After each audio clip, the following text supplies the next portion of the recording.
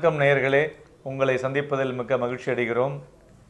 போன வாரத்தில் சந்திரனுடைய போக்கிலே ஏற்றம் இருக்கும் என்று சொன்னதில் ஒரு சரியான கூற்றாக இருந்தாலும், கடைசி 3 நாட்கள் மார்க்கெட் ஒரு பெரிய மூவ்மெண்ட் இல்லாமல் ஃப்ளாட்டிஷாகவே முடிவடைஞ்சதுன்னு சொல்லலாம். அதை தவிர 16 வாரத்தினுடைய ஹையில் வீக் ஹையை க்ளோசிங்கில் முடிஞ்சிருக்கு. ஸோ போன வாரத்தில் பார்த்தோன்னா 10,807 ஓப்பன் ஆகி 10,930.65 என்ற உச்சத்தை தொட்டு 10,692.35 என்ற லோவையும் தொட்டு 10,906.95 என்ற புள்ளிகளில் முடிவடைஞ்சிருக்கு. கிட்டத்தட்ட ஒரு 100 புள்ளிகள் மேலாக முடிவடைஞ்சிருக்குன்னு சொல்லலாம். அதுபோல் தங்கத்தை எடுத்தமையானால் 32,096 வீக்காக இருக்கிறது.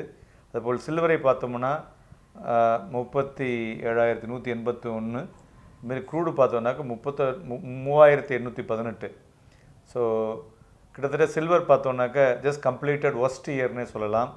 ஸோ இப்போ இந்த வருஷம் 2019 ஆரம்பித்ததில் எப்படி இருக்கும், மெயினாக ஸ்லோ டவுன் இந்த economy, industrial economy, China and US and Europe, இதுதான் முக்கிய காரணம் அப்படிங்கிறாங்க அந்த க்ரோத் இல்லாததுக்கு. அதுபோல் சில்வர் நோ ஷார்ட்டேஜ். ஸோ அதனால் டிமாண்டு அந்தளவுக்கு இல்லை, சப்ளையும் பெருசாக தான் இருக்குது.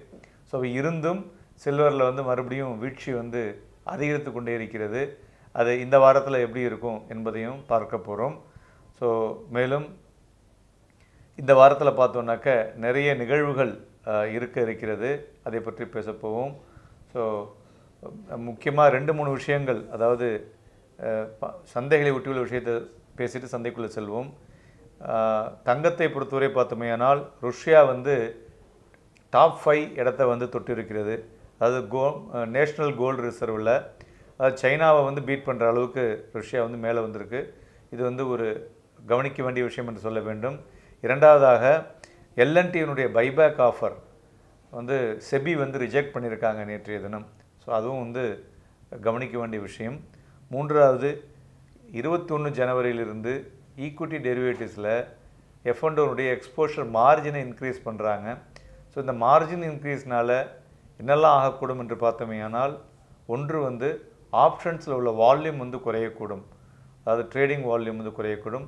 இரண்டாவது, இனிமேல் டெரிவேட்டிவ்ஸிலிருந்து மறுபடியும் கேஷ் மார்க்கெட்டுக்கு நிறைய ஃபோக்கஸ் வரக்கூடிய வாய்ப்புகள் இருக்கும். அதை தவிர வீக்லி செட்டில்மெண்ட்டு நிஃப்டிலையும் வர இருக்குது. ஸோ அந்த வீக்லி செட்டில்மெண்ட் வர இருப்பதனால இந்த மொமெண்டம் அதிகரிக்கக்கூடும் என்ற எதிர்பார்ப்பினால் அதுமாரி மார்ஜின் செய்திருக்காங்கன்னு நினைக்கிறேன். ஸோ இதனுடைய இம்பேக்ட் பொறுத்திருந்து பார்க்க வேண்டும். அதுபோல் Q3 ரிசல்ட்ஸ் கொண்டிருக்கிறது. அந்த ரிசல்ட்ஸ் அந்த மாதிரி மார்க்கெட்டில் பார்த்தோன்னாக்க நமது மார்க்கெட்லேயும் மொமெண்டம் இருந்து கொண்டு இருக்கிறது. போன வாரம் முடிவடைந்த உலக சந்தைகள் எல்லாமே ரொம்ப அருமையாக, இந்தியாவை தவிர பாக்கி எல்லாமே நல்லாவே முடிவடைந்திருக்குன்னு சொல்லலாம். பட் இந்தியா அப்படியே ஒரு ஸ்டேட்டஸ்க்கு ஒரு ஃப்ளாட்டிஷாக முடிவடைஞ்சிருக்கிறது. இந்த வாரம் எப்படி இருக்கும், என்னெல்லாம் செய்ய வேண்டும், எதையெல்லாம் கவனிக்க வேண்டும் என்பதை பார்ப்போம். இப்பொழுது நரசிம்மன் அவர்கள் உங்களுக்கு இந்த வாரத்து விஷயங்களை சொல்லுவார். போன வாரம் நம்ம பங்கு சந்தையில் நம்ம சொன்னதுன்னா ஓவரால் வீக் அப் ட்ரெண்ட்லேயே இருக்கும் அப்படின்னு சொன்னோம். So end of the week யார் ஒரு லாங் பொசிஷன் எடுத்திருந்தாலும் யாரும் நஷ்டப்போகிறதுக்கு உண்டான வாய்ப்பு இல்லை. ஆன் எனி டவுன் நம்ம கொடுத்த செஷன் நம்ம வாங்கி விற்கிறதுக்கு செஷன் கொடுத்துருந்தோம். திங்கட்கிழமை மார்க்கெட் வீழ்ச்சி இருந்தது. திங்கட்கிழமைக்கு அப்புறம் ஒரு நாளும் மார்க்கெட் வீழ்ச்சியை நோக்கி போகல. இறங்கினதுலேருந்து மார்க்கெட் ஏறி அப்படியே ஸ்டடியாக லாஸ்ட் 2 டேஸ் ஒரு மார்க் ஃப்ளாட்டாக எண்ட் ஆகி ஓவரால் மார்க்கெட் பார்த்தோம்னா ஏரியா இருக்குது. சில்வர் நம்ம போன வாரம் சொன்னது எல்லாரையும் விற்று வாங்க சொல்லி தான் நம்ம சொல்லியிருந்தோம். ஸோ அப்படி பண்ணியிருந்தாங்கன்னா ஓரளவுக்கு ஒரு லாபம் இருக்கிற வாய்ப்பு கண்டிப்பாக உண்டு. கோல்டை பொறுத்த மட்டும் வாங்கி விற்கக்கூடிய சூழ்நிலையில் தான் கோல்டு இருந்துகிட்டே இருக்குது. ஸோ ஈவன் அதனால் கோல்டை நீங்கள் நெகட்டிவ் ஃபேஸ் பார்க்கணும். ஸோ இந்த வாரம் பங்கு சந்தையை பொறுத்த மட்டும் பார்த்தோம்னா முதல் 2 நாட்கள் ஒரு நிலையற்ற தன்மையும் ஒரு கீழ்நோக்கி செல்லக்கூடிய தன்மையில் பங்கு சந்தைகள் இருக்கிறது. அடுத்த 2 நாட்கள் பார்த்தோம்னா ஒரு மார்க்கெட் மேல் நோக்கி போகக்கூடிய ஒரு சந்தை அதனுடைய வழி காட்டுறது. லாஸ்ட் ஃப்ரைடே அன்றைக்கி வெள்ளிக்கிழமை அன்றைக்கி பார்த்தோம்னா ஒரு நிலையற்ற தன்மையும் ஒரு ஃப்ளாட்டாக இருக்கக்கூடிய ஒரு சூழ்நிலை வந்து பங்கு சந்தை காட்டுறது. அப்படி பார்க்குறப்ப பார்த்தோம்னா திங்கள் செவ்வாய் இந்த 2 நாட்கள் வந்து விற்று வாங்கக்கூடிய நிலைமையில் நீங்கள் ஒரு கான்ட்ராக்ட்ஸ் எடுக்கலாம். அதே மாதிரி புதன் அண்ட் வியாழன் வந்து வாங்கி விற்கக்கூடிய சூழ்நிலையில் எடுக்கலாம். வெள்ளிக்கிழமை வந்து எந்த பொசிஷனும் இல்லாமல் நம்ம வந்து வெளியில் வர்றது பெட்டராக இருக்கும். இது வந்து நேச்சர் ஆஃப் ட்ரேடிங் எப்படி பண்ணணும் அப்படின்னு நீங்கள் பார்த்தீங்கன்னா, திங்கட்கிழமை காலையில் மட்டும் வெயிட் பண்ணி, ஒருவேளை மார்க்கெட் திங்கட்கிழமை ஓப்பனிங் வந்து கேப் அப் ஆனால் உடனே நீங்கள் விற்று வாங்கக்கூடிய வாய்ப்பு கிடைக்கும். அதே மாதிரி செவ்வாய்க்கிழமை சாயந்தரம் வந்து நீங்கள் வாங்கிட்டு சென்றீங்கன்னா புதன் வேளையில் உங்களுக்கு வந்து விற்று லாபம் பண்ணக்கூடிய வாய்ப்பு கிடைக்கும். ஸோ இது எண்ட் ஆஃப் செஷன்ஸில் தான் நீங்கள் பொசிஷன் எடுக்கிறது வந்து வீக் ஸ்டார்டிங்கில் மட்டும் ஓப்பன் பொசிஷனில் போயிட்டு வீக்கெண்டில் பொசிஷனை க்ளோஸ் பண்ணி பண்ணுறது தான் டே ட்ரேடருடைய வேலையாக இருக்கும். மற்ற பார்த்தோம்னா இந்த ஓவரால் பார்த்தோம்னா 2 நாள் ஏற்றமும் 2 நாள் இறக்கமும் 1 நாள் நிலையற்ற தன்மையும் இருக்கிறதுனால இந்த வாரம் வந்து மொரலஸ் ஒரு ஃப்ளாட்டாக எண்ட் ஆகக்கூடிய வாரமாக பங்கு சந்தையை பொறுத்த மட்டும் இருக்கும். பொருட்சந்தையை பொறுத்த மட்டும் பார்த்தோம்னா ஓலடைல் ஃபேஸில் தான் நிலையற்ற தன்மை தான் நோக்கி போயிட்டுருக்கு. கோல்டை தவிர மீதி எல்லா மெட்டல்ஸுமே வந்து அது எல்லாமே ஒரு நிலையற்ற தன்மையை நோக்கி தான் போயிட்டுருக்கு. ஸோ இது நம்ம வந்து என்ன பண்ணணும் பேசிக்கலி பார்த்தோம்னா, இன்னும் மார்க்கெட்டில் பல வித நேரத்தில் எல்லோரும் உங்களை சொல்லியிருக்காங்க, no high is high, no low is low அப்படின்வாங்க. ஸோ நீங்கள் வந்து உண்மையிலே ஒரு கன்விக்ஷன், அதாவது இந்த மார்க்கெட்டில் ஏர்ன் பண்ணணுன்னா எவ்ரிடே அப்சர்வன்ஸு எவ்ரிடே ட்ரேடில் வந்து இன்வால்வ் ஆகிறப்போ தான் உங்களுக்கு அதனுடைய போக்கு தெரியும். தெர் இஸ் நோ எல்லோரும் பார்த்தோம்னா யாரும் மார்க்கெட்டை மீறி செயல்படக்கூடிய அளவுக்கு மக்கள் யாரும் இருக்கவே மாட்டாங்க. மார்க்கெட் வந்து எப்போவுமே வாய்ப்பு கொடுத்துக்கிட்டே இருக்கும். நாடு எக்ஸ்சேஞ்சு பங்கு சந்தையில் வீழ்ச்சி இல்லை ஏற்றம் இது எல்லாமே வந்து பார்த்தோம்னா யார் வந்து ஒரு கவனக்குறைவாக இருக்காங்களோ, அதே நேரத்தில் வந்து ஒரு சிஸ்டமை ஃபாலோ பண்ணுறவங்க இருக்காங்களோ, அவங்க எல்லாருக்குமே எல்லா காலகட்டங்களையும் வந்து இந்த மாதிரி ஒன் சைடட் மூமெண்ட்லாம் வரப்போ நஷ்டம் ஏற்படக்கூடிய வாய்ப்பு இருக்குது. காஷியஸாக இதை வந்து ஒரு ப்ரொஃபஷனாக பண்ணுறதுக்கு தான் இவ்வளோ தூரம் ஒரு சிரமம் எடுத்துக்கிட்டு உங்களுக்கு வந்து கைட் பண்ணோன்றதுக்கு ரெடியாக இருக்கிறதுக்குண்டா நான் எல்லா வாய்ப்பும் உங்களுக்கு கொடுத்துருக்கோம். சார் ஃபினிஷ் பண்ணோன்னா உங்களை செக்டார் பற்றி சொல்கிறோம். ஸோ இப்போ நிஃப்டியை பொறுத்தவரையிலையும் பார்த்தோன்னாக்க 2 விஷயங்கள் பார்க்க வேண்டும். அதாவது due to quarterly results season high volatile cannot be ruled out. So அதில் வந்து சிங்க்ரனைஸ் ஆகுது அதாவது இப்போ அஸ்ட்ராலஜிக்கலாகவும் டெக்னிக்கலாகவும் பார்த்தோன்னா சிங்க்ரனைஸ் ஆகுதுன்னு சொல்லலாம். அதுமாரி மொமெண்டம் இண்டிகேட்டர்ஸை வச்சு பார்த்தோமே ஆனால் அது வந்து in favour of bulls for short term rebound is likely on the card. So அதனால் ஒரு ஏற்றம் இருக்கக்கூடிய வாய்ப்பாக தெரிகிறது. அதுமாரி டெக்னிக்கலாக பார்த்தோம்னா 10,850க்கு மேலே வந்து அந்த புல்லிஷ் மொமெண்டம் ஸ்டில் கண்டினியூ ஆகிட்டுருக்கு. ஸோ 10,906 முடிவடைந்திருக்கிறது. ஸோ அதுக்கு அடுத்த லெவலில் வந்து 10,960, 11,110, தென் 11,350 இந்த புள்ளிகள் வரை மேலே செல்லக்கூடும். கீழே சப்போர்ட் லெவல் அப்படின்னு பார்த்தோன்னாக்க 10,777 அதுதான் லக்ஷ்மண் ரேகா. ஸோ அதுக்கு கீழே இறங்கினா தான் மார்க்கெட் வந்து ஒரு ஹெவி செல் ஆஃப் வரக்கூடும் என்று எதிர்பார்க்கலாம். அதனால் வீக்காச்சுனாக்க வாங்கி விற்பது பெட்டராக இருக்கும். அதுமாதிரி ஹையாக இருந்ததுன்னா விற்று வாங்குவதற்கு பெட்டராக இருக்கும் அப்படிங்கிறது இப்போ தெளிவாக தெரிஞ்சிருக்கு. ஸோ அதுமாரி பேங்க் நிஃப்டியை பொறுத்தவரையும் பார்த்தோன்னா போன வாரத்தில் வந்து ஒரு கம்ப்ளீட்டாக ஒரு சைட்வேஸ்லேயே இருந்துகிட்டு இருந்தது டியூரிங் த வீக். ஸோ அதனால் அதில் வந்து 27,150 அப்படிங்கிற ஒரு பேங்க் நிஃப்டி வந்து அதுவும் ஒரு லக்ஷ்மண் ரேகா. அதுக்கு மேலே வந்து இருந்ததுன்னா மறுபடியும் பேங்க் நிஃப்டிலையும் மொமெண்டம் வரக்கூடும். ஸோ மேலும் தங்கத்தை பொறுத்தவரை பார்த்தோமேயானால் நிறைய அதாவது இடிஎஃப்னு சொல்லக்கூடிய எக்ஸ்சேஞ்ச் ரேட்டட் ஃபண்ட்ஸ்ன்னு சொல்லக்கூடிய அதில் வாங்கக்கூடிய ட்ரஸ்ட்டு பார்த்தோன்னாக்க நிறைய தங்கத்தை வாங்கி கொண்டு இருக்காங்க. மெயினாக தங்கம் எப்பொழுது வாங்குவாங்க அப்படின்னு பார்த்தோன்னா ஏதாவது ஒரு கண்ட்ரியில் வந்து ஒரு ஒரு இம்மீடியட் எக்கானமியில் ப்ராப்ளமோ இல்லை வந்து கவர்மெண்ட்டில் ப்ராப்ளமோ இல்லை வந்து அந்த கண்ட்ரிக்கு மற்ற கண்ட்ரிக்கு ஏதாவது இஷ்யூஸ் இருந்ததுன்னா அந்த சமயத்தில் வந்து தங்கத்தினுடைய பையிங் வந்து அதிகமாக இருக்கும். இப்போ அதுமாரி தான் நடந்துகிட்ருக்கு. ஸோ அதனால் தங்கம் வந்து ஸ்டில் இட் ஹோல்ட்ஸ் மேலே வாய்ப்புகள் இருக்குது. சில்வரை பொறுத்தவரை முதல்லையே சொன்னேன், சில்வர் வந்து ஸ்டில் அந்த வீக்னஸ் இருந்துகிட்ருக்கு. ஸோ இந்த 2019 ஓவராலாக 2018 மாரி இருக்குமா சார்? இல்லை வந்து 2019 ஏதாவது ஒரு இடத்துல வந்து மறுபடியும் சில்வருக்கு வந்து ரியாக்ஷன்ஸ் வரலாமா? இல்லை ஆவரேஜாக சில்வரை பொறுத்த மட்டும் 1 இயரில் பார்த்தோம்னா ஒரு ஏன்னா ஒர்ஸ்ட் ஹிட்டு சார் அது. இல்லை 90 டேஸ் எல்லாருக்குமே மூமெண்ட் இருந்திருக்கும். இப்போ இந்த வாட்டி கூட பார்த்தோம்னா 39,000 40,000 எட்டி திரும்பி ரிவர்ஸ் ஆகிருக்கு. ஸோ அந்த மாதிரி 3000 ரூபான்றது 10%. நீங்கள் ஓவராலாக ஒரு கிலோ சில்வருக்கு வந்து அது 10% இஸ் அ ஹியூஜ் மார்ஜின். நம்ம வேணுமென்னா 2 டைம்ஸ் 3 டைம்ஸ்லாம் எப்பவுமே ஏறாது. இனிமேல்லாம் வந்து டூ மெனி ஃபேக்டர்ஸ் நிறைய இன்வால்மெண்ட் இருக்கிறதுனால 10% ரிட்டர்ன் வந்து in a matter of month or 20 டேஸ்ன்றது வந்து ஹியூஜ் ரிட்டர்ன் இருக்கும். இப்போது க்ரூடு வந்து நம்ம சொன்னப்போ ஒன் சைடடாக வந்து $30 உங்களுக்கு இறங்கியிருக்கு. ஏறத்தாழ 5000 ரூபாய் பர் பேரல் வந்து இறங்கியிருக்கு. அந்த மாதிரி இவங்க திரும்பி எதிர்பார்க்க முடியுமானா முடியாது. நம்ம அந்த நேரத்தில் அவங்க வந்து அதை கேட்ச் பண்ணி பணம் பண்ணாதான் உண்டு. Rightly sir. இப்போ ஒரு ஒரு ஸ்டாக்கே இருக்குன்னு வச்சுக்கலாம். இப்போ வந்து ஏசிசியே அர்ஷத் மேத்தா விடும்போது 10,000 ரூபா போச்சு. திருப்பி அதே 10,000 ரூபா போனால் போகாது. நீங்கள் அந்த நேரத்தில் அதை ரேலியை ஃபைண்ட் அவுட் பண்ணி இருக்கிறது தான். ட்ரேடு முதல்ல வந்து இந்த பங்கு சந்தைன்றது எப்படின்னா யாரோ ஒரு ஹியூஜ் பொசிஷன்ஸில் எடுக்கிறதுக்கும் ஹியூஜ் பொசிஷன்ஸ் செல் ஆஃபில் இருக்கிறதுன்றது ஒரு ஃபேக்டர். ரெண்டாவது இப்போ ரீசெண்டாக ஒரு 25 to 30% வந்து அல்காரிதம் பேஸ்டு ட்ரேடிங் வந்து அப்ளிகேஷன்ஸில் எல்லாருமே இருக்காங்க. ஸோ அதில் வந்து ஆட்டோமேட்டிக்காக மார்க்கெட்டு ட்ரிகர் ஆகிட்டே இருக்கும். ஸோ யாருமே ஒரு எஃபிஷியன்ட் திங்கராக இருக்கிறதுக்குன்ற உண்டான வாய்ப்புகள் கிடையாது.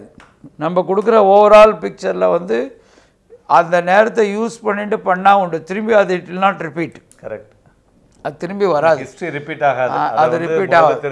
தெரிஞ்சுக்கணும். ரெண்டாவது இப்போ நீங்கள் சொன்னீங்க ரஷ்யா வந்து கோல்டு நிறைய ரிசர்வ்ஸ் வச்சுருந்தா கூட அடுத்தது வந்து எல்லோரும் ஒரே ஒரு பயம் அப்படின்னு என்ன பார்த்தீங்கன்னா கரன்சி வேல்யூ பொறுத்த மட்டும் ஏதாவது ஃப்ளக்சுவேஷன் இன்டர்நேஷ்னல் எக்கானமியாக வந்தால் திரும்பி கோல்டு ஸ்டாண்டர்டுக்கு போவாங்க அப்படின்ற ஒரு அசம்ஷனில் தான் கோல்டு எடுத்து வச்சுக்கிறாங்க. கரெக்ட். திரும்பியும் வந்து ஒரு டாப் எக்ஸ்போர்ட்டிங் நேஷன்ஸோ டாப் எக்கானமிஸ் 10 பேர் சேர்ந்து ஒரு புது ஸ்டாண்டர்டை இன்ட்ரடியூஸ் பண்ணால் யாருக்கும் ஒன்றும் தெரியுது.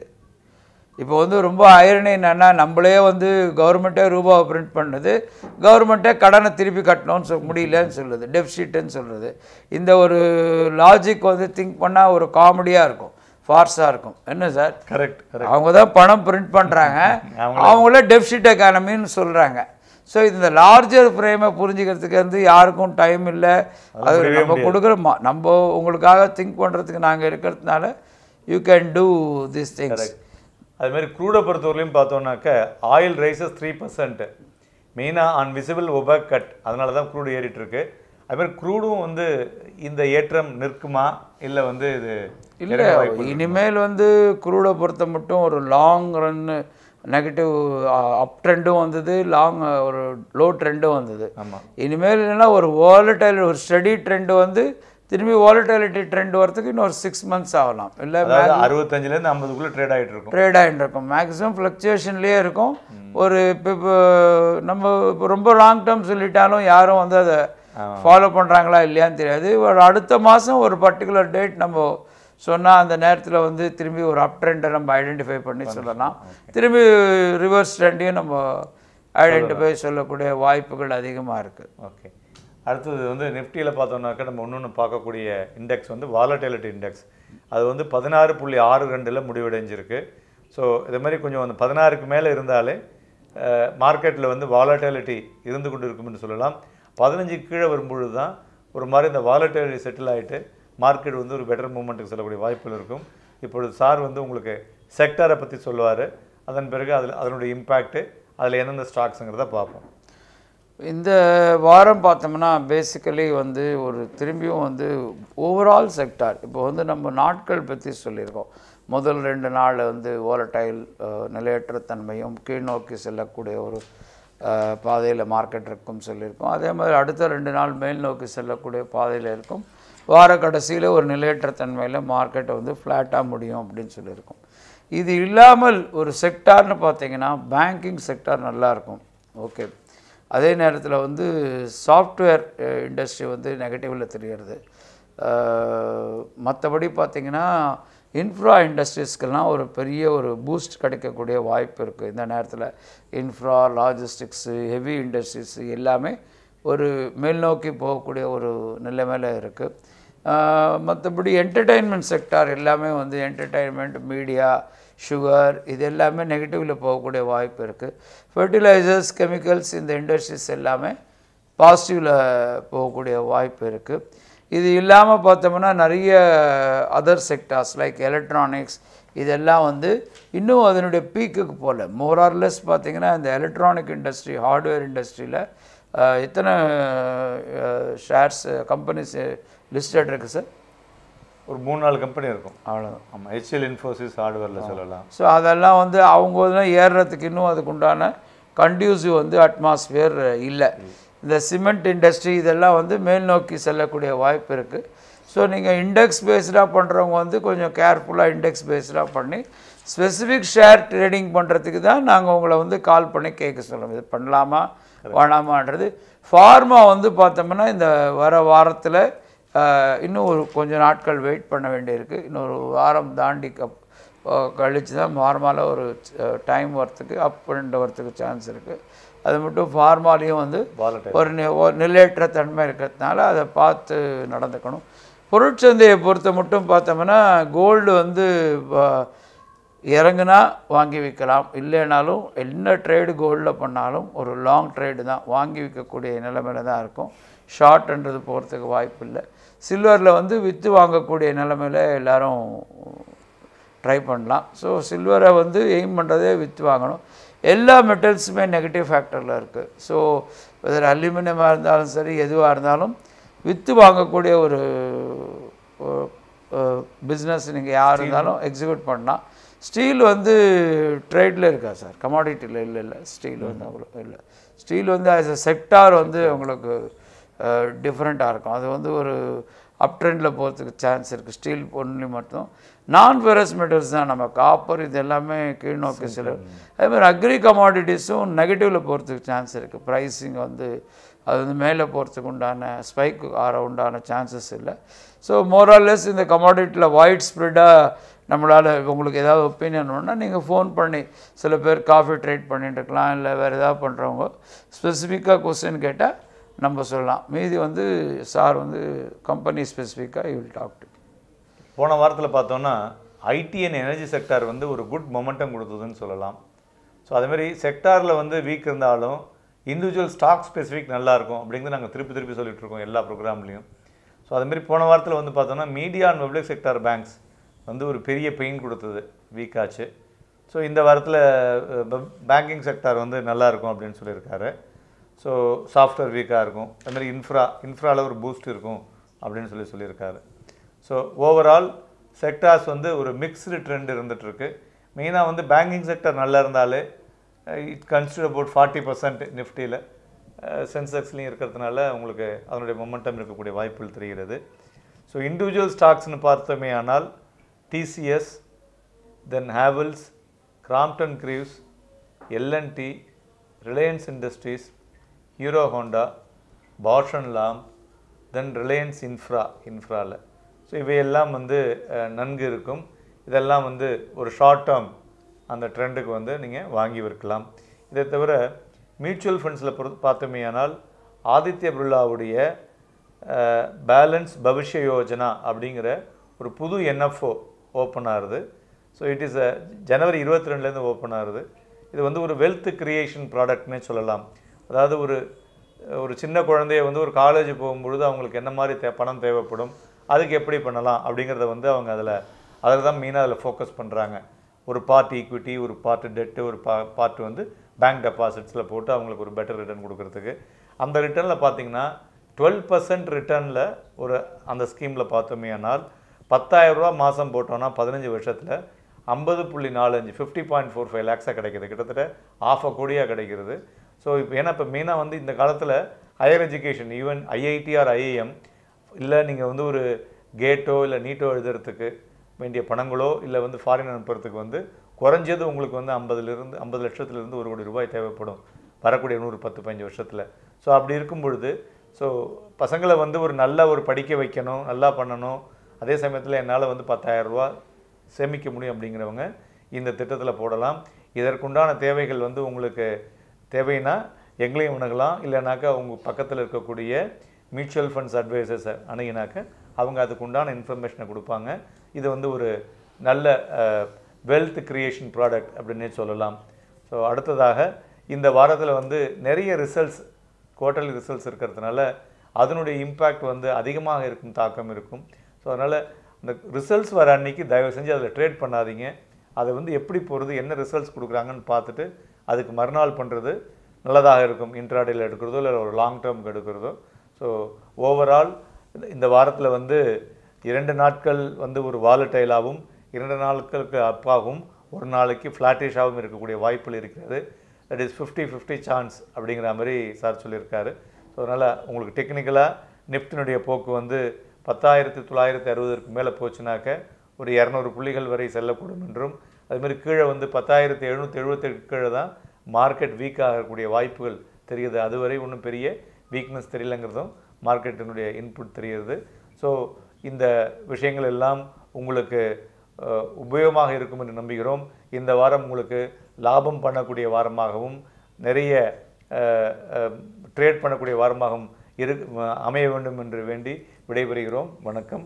அகாடமி நேயர்களே, நீங்கள் கண்டிப்பாக இதை சப்ஸ்கிரைப் பண்ணுங்கள், மற்றவர்களுக்கும் இதை வந்து பகிர்ந்து கொள்ளுங்கள். வணக்கம்.